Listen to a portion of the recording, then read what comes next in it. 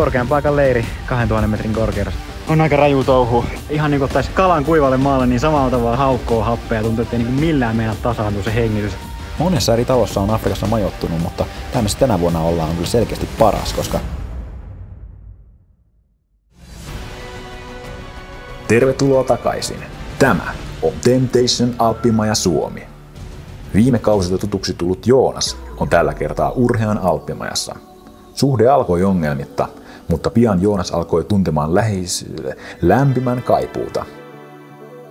Alppimajan vähähappinen ilma ei enää täyttänyt Joonaksen tarpeita, vaan hän alkoi haikailemaan aitoon vuoristoilmaan. Pian houkutukset kasvoivatkin liian suuriksi, ja vaikka Joonas ja Urhean Alppimaja aloittivat tämän leirin yhdessä, ei suhde kestänyt leirin alkumetrejä pidemmälle.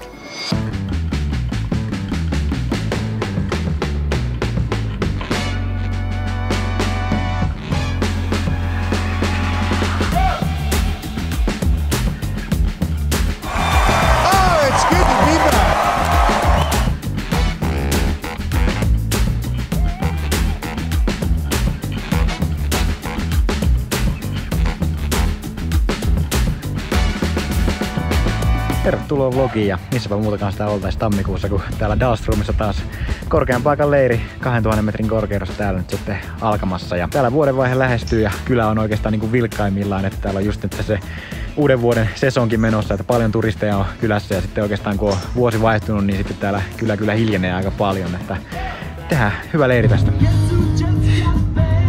No monesko se kerta se nyt Topi sitten on täällä Dalströmissä? 18 kun tää alkoi, niin on tästä jo. Niin onko kertaakaan jäänyt välistä? Ei oo Ei kun hetkinen, sulla pitää olla 7. kerta, koska mulla on nyt 6. kerta. 7. kerta täällä. Kova kaveri. Etelä-Afrikan treenissä. Silloin kanssa alkaa vanha jo olemaan, kun on tämmösiä lukuja olemaan. Yksi leiri lähempänä ollaan loppumasta. Tältä se näyttää, kun 6 miestä asuu samassa talossa ja ostetaan parin päivän ruokatarpeet. Jämpti 2 päivää, ei yhtään sen enempää. Jatketaan syöjälihoa.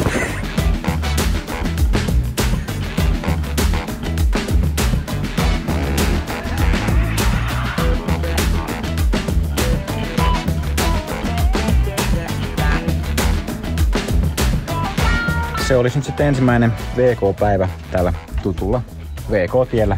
On tälle muun maallisesti keksinyt jotain hienompiakin nimiä, mutta me sanotaan sitä vaan VK-tieksi. Aamulla kävin jo täällä vähän tekemässä ja tuntui ihan hyvältä. Pikkusen tossa niin ensimmäiset päivät ollut vähän vatsavaivoja, mutta ainakin aamulla ei ollut mitään ongelmaa, niin toivotaan, että sais nyt tän iltapäivänkin VK:n sitten vedettyä ilman ongelmia, mutta ainahan tää vähän tämmöistä tunnustelua kuin ensimmäinen VK.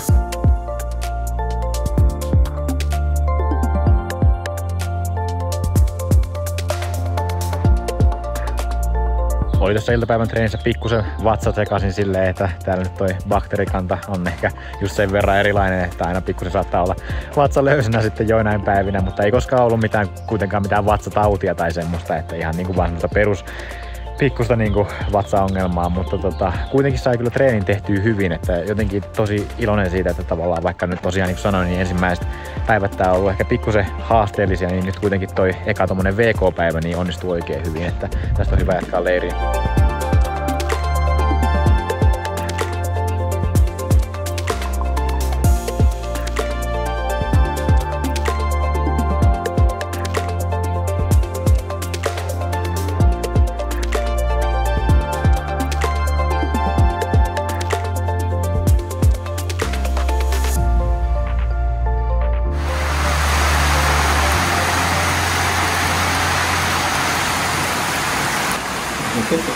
Se tuli meidän lemmikki.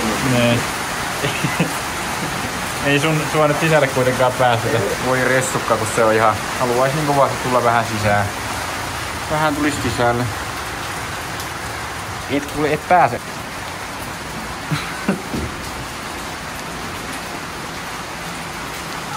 No niin, löytyihän se omistajakin.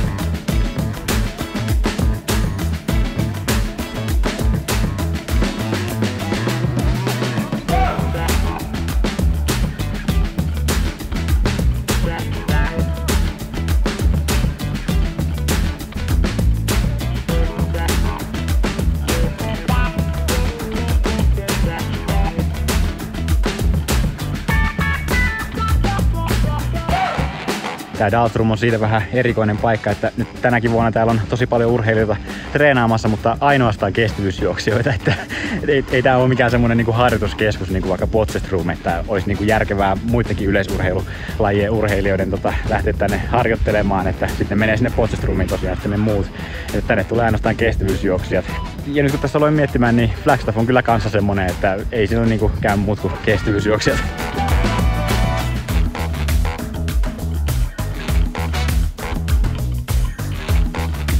Kuudes kerta nyt Dalstrumissa leirillä ja tää on itse asiassa mun 7. talo, missä mä oon majoittunut täällä. Et joka vuosi on ollut eri talo, missä on ollut ja viime vuonna oli vielä 2 eri taloakin sitten. Ja pakko kyllä sanoa, että tää missä nyt ollaan, niin tää on oikeastaan mun suosikki. Että tästä kun mennään sisään, tullaan olkkariin. Iso olohuone löytyy ja tästä heti oikealle niin tullaan sitten mun ja Topin huoneeseen. Tämmönen. Meiltä löytyy kirjahyllyä ja kaiken näköistä. Siinä on meidän vessa. Ja sitten kun jatketaan eteenpäin, niin meillä on aika iso tää terassi tässä. Tämmönen kiva. Mä oon vähän tehnyt hommia tuossa istuskeleessa penkillä ja sitten meillä on takapihaa tässä. Ja tuolta meiltä löytyy myös itse asiassa pizzauuni, että katsotaan sitten, että päästäänkö käyttämään sitä. Kannattaa katsoa seuraava vlogi, koska siinä todennäköisesti kokeillaan vähän tätä pizzauuniinkin sitten. Ihan tämmönen perushyvä keittiö. Viime vuoden taloon verrattuna tosi hyvä, että meillä on kaasuliesi, että sitten jos täällä katkee sähköt, niin ei kuitenkaan lopu ruoanlaitto siihen. Täältä löytyy Musse ja Leevi huone. Morjesta. Moi. Haluatteko esitellä teidän huoneen? Tästä on tehty erittäin kotoisa. Eli pitää olla paljon tavaroita ympäriinsä. Ja ei mitään, tää on tämmönen rakkauden luola. Sitä tää on. Tää on ollut lähellä Leeviä. Niin, meillä teillä on oma kylppäristö tässä kanssa. Ja On. joo, me lähdetään sitten seuraavaan rakkauden luolaan. No tässä voidaan tässä välissä käydä meidän pesuhuoneessa. Täältä löytyy pesuhuone, kuivausrumpu. Sitten kun lähdetään tonne yläkertaan tosta, tästä näkee tonne alakertaankin vielä. Täältä löytyy kylppäri. 1 makuuhuone, joka meillä ei ole käytössä, eli tästä löytyy 4 yhteensä makuuhuoneita. Ja tästä tullaan sitten Mika ja Emilin huoneeseen. Moi. Hello. Mika ja... Täällä samojaillaan kuukausi. Mikäs on teidän huoneen erikoisuus? Täällä on kuuma. Vaikka verhot on kiinni. Plussa on hyvä näköala, kun herätys. Joo, hyvä. Jatkakaa. Juu. Semmonen talo on meillä tänä vuonna.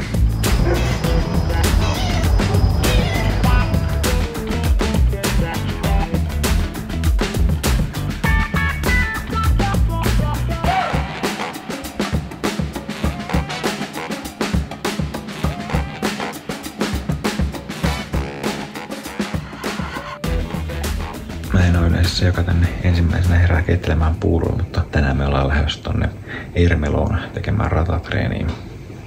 Tai siis minä olen tästä talosta, kaikki muut jää tänne tekemään treeniä, mutta mä lähden päällystölle radalle. Sinne on se tunti 40 ajomatkaa. Lähdetään tossa jo 8 aikaan ajamaan sinne ja senpä takia tässä nyt tuli sitten itselle vähän aikaisempi herätys.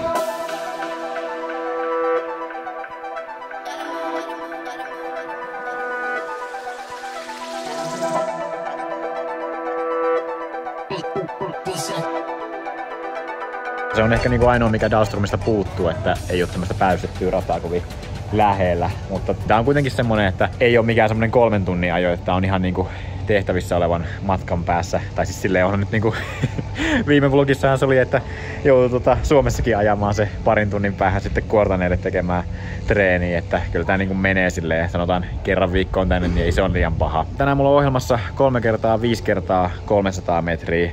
Silleen niin kuin aika kova treeni, mutta kuitenkin palautukset on ihan hyvän mittaisia, että 90 sekkaa aina välissä. Ja nyt on tosi kiva, mä saan treenikaveriksi sitten hollantilaisen Mike Foppenin, kenen kanssa tehtiin Flagstaffissa ylämäkivetoja.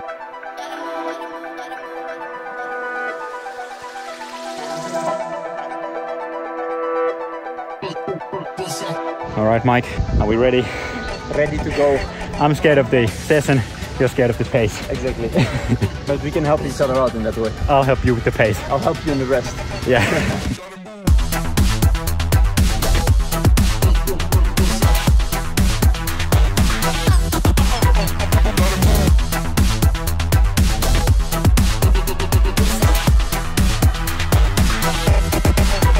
Nyt on 2 sarjaa tehty, eli 10 vetoa, 5 jäljellä, mutta heti jo ekassa vedossa tai ekassa sarjassa nousi aika paljon happoa. Vauhtikin oli kyllä aika hyvää, mutta 2 sarjaa mä jaksoin. Sitten päätin, että pakko pitää pidempi sarjapalautus tässä ennen viimeistä ja jaksaa vetää sen vielä ja vielä toivottavasti aavistuksen kovempaa.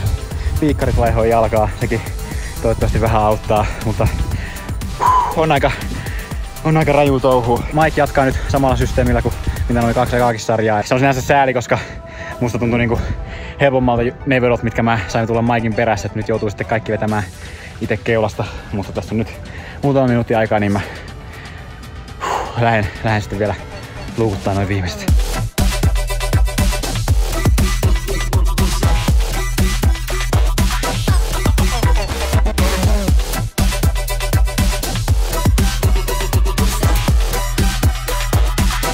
Tuli kyllä se efekti, mitä mä ehkä ennenkin oon puhunut siitä, että vedot kulkee niinku ihan hyvin.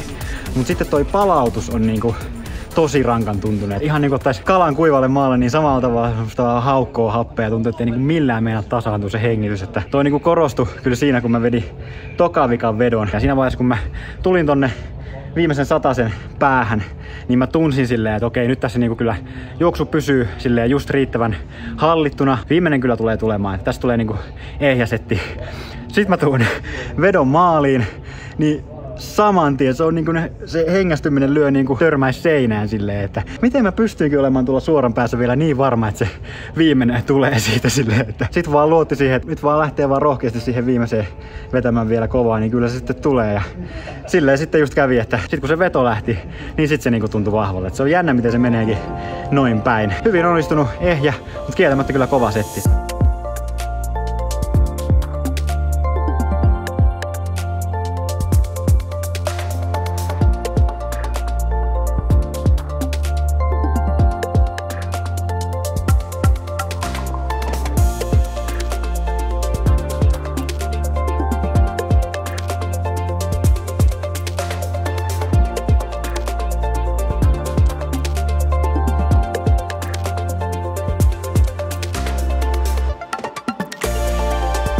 Tässä kyllä korostuu just se, että pitää aina miettiä silleen, että mikä on juuri sen treenipäivän niin kuin se tärkein tehtävä. Että välillä sen treenipäivän tehtävä on silleen palauttaa ja huoltaa sitä kroppaa. Ja silloin se oikeasti pitää niin kuin tehdä silleen niin kuin riittävän rauhassa ja niin kuin silleen, että oikeasti saa kroppa niin kuin palautua, koska tässä tosiaan niin kuin näitä tehopäiviä tässä riittää, niin sitten niin kuin, jos joka päivä vetää vähän liian kovaa, niin kyllä se meno siinä aika nopeasti sitten loppuu. Että nyt tässä on jalat aika väsyneet ja vähän jumissa ton Ermelon ratatreenin jälkeen. Mä tein tänään pikkusen tommoista VK:ta, 3 minuuttia siitä olisi tarkoitus tehdä, mutta tosiaan niin kuin ajatuksena silleen, että se ei olisi nyt mikään hirveän kova VK-setti, vaan enemmän vaan semmonen kroppaa vähän hapettava ja nimenomaan sitä kautta sitten myös huoltava.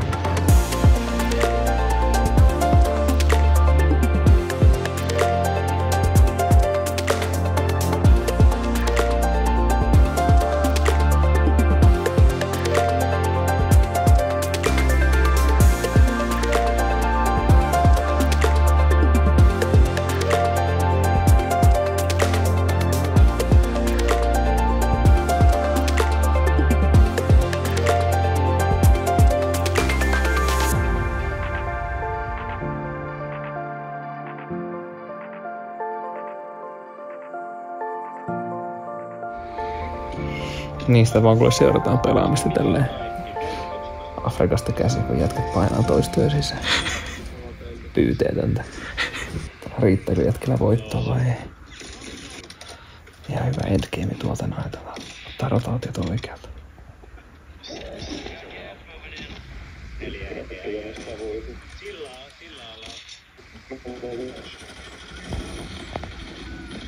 Ja sieltä, kamaa! Vamos! On ne kovia jätkiä. Tää pistetään nyt sitten vlogiin.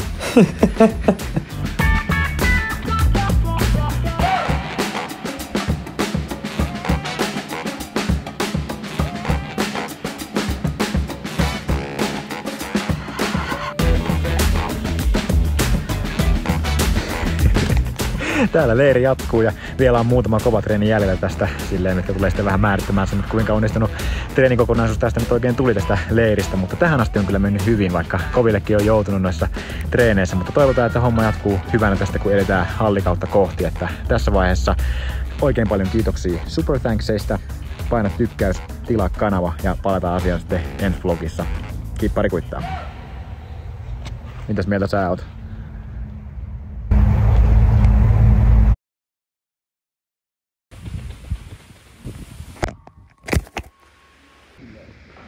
Missä mun puhelin on?